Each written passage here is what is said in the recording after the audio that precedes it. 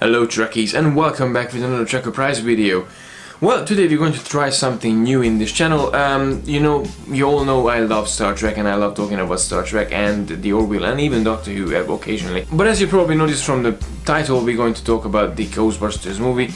More specifically, the 2016 Ghostbusters movie. Before I say anything about the movie, I have to say I do love the first two ones. They are brilliant and they are part of my life, part of my childhood. I grew up on those movies just as I grew up on Back to the Future. This movie, and usually the remakes, are a bit tricky because you're always looking into something familiar, something similar that you actually got from the previous one, the original one. And the remake should be the same, just in a new, sort of more just like dusted off, and you still have the same cool show X amount of years later. Okay, the first time when I watched the movie, I didn't like it. I went into the cinema with big expectation, like, yay, this is gonna be a new Ghostbusters movie, and I was like, oh, wow, I love the first two one, I'm gonna love this one too. I didn't. My feeling was like, okay, they just made a joke out of the whole franchise and I just didn't like it, and like, why did they do that? And even the original actors, they had a cameo in the movie in different roles, and they just felt like they don't really want to be there. That was my initial reaction when I first seen it.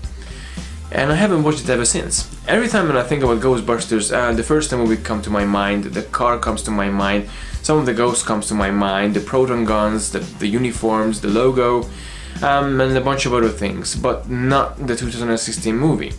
A couple of days ago I was in a little bit of nostalgia, and as you probably noticed from my voice, I'm a bit sick. I'm just getting out from the sickness period, so yeah, that's why I just needed something to, help me recover. So out of the blue, one night I watched the first Ghostbusters movie, and I had a really big joy watching it again. I felt like if I'm 5-6 years old the first time when I watched it. And I was like, wow, that was actually amazing.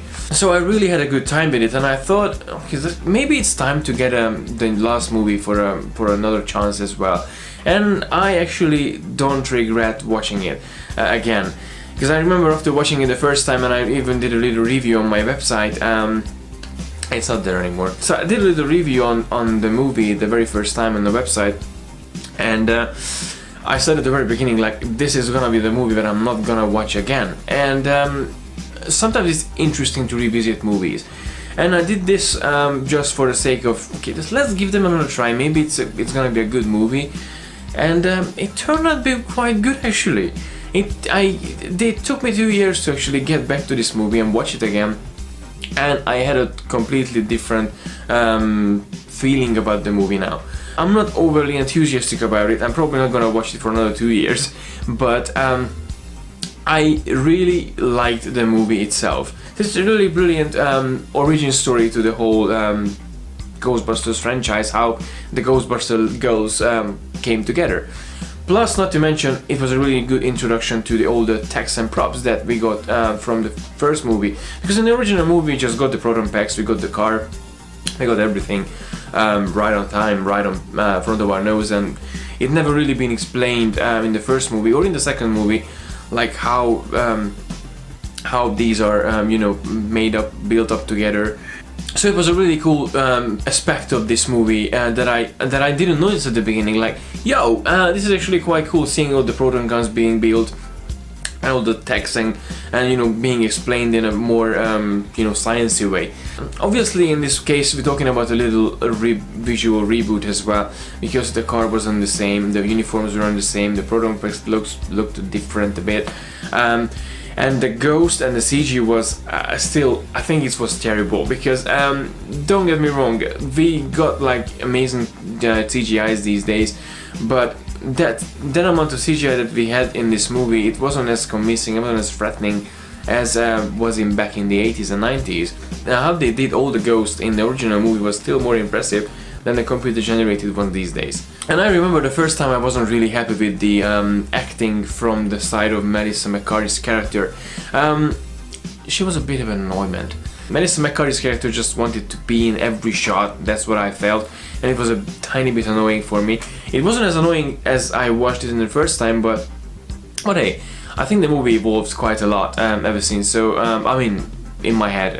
It evolved quite a lot ever since, so I kind of get now how and why they did things that they did in this movie. So it's a really interesting thing to revisit a movie, and obviously seeing all the Easter eggs from from the original movie. Obviously seeing these cameos from the previous members, like, as I said, Dan Aykroyd and Bill Murray and all the other cast members, they're coming back to this movie. It was really cool, and it gave a little fan service to this movie, because let's face it, that was more of a fan service to connect the old movie from the new with the new movie. Fan service is always a good thing, but a story should be good, and a movie should be good. Yeah, but apart from that, I really enjoyed the movie for the second watch, and I don't know how many of you watched it actually till the very end of the credits, but there was a small scene at the very end.